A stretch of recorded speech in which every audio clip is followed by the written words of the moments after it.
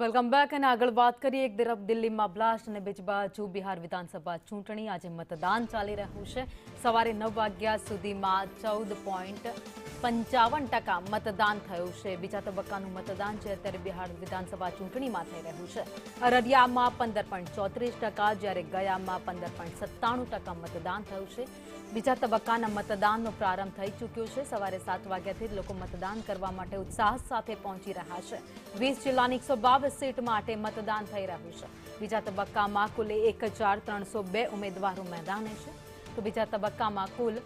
3,68,00,000 મતદારો પોતાના મતાધિકારનો ઉપયોગ કરે છે જ્યારે બીજા તબક્કામાં નેપાળની સરહદે આવેલા જિલ્લાઓમાં મતદાન છે નેપાળ સરહદે પર સુરક્ષા વધારી દેવામાં આવી છે તો પશ્ચિમ ચંપારણ પૂર્વ ચંપારણ સીતામઢી મધુબની સુપોલ અરરિયા અને કિશનગંજનો સમાવેશ થાય છે જ્યાં આજે મતદાન થઈ રહ્યું છે સલામત અને પારદર્શક મતદાન સુનિશ્ચિત કરવા માટે રાજ્યભરમાંથી 4 લાખથી વધુ સુરક્ષા કર્મચારીઓને તૈનાત કરાયા છે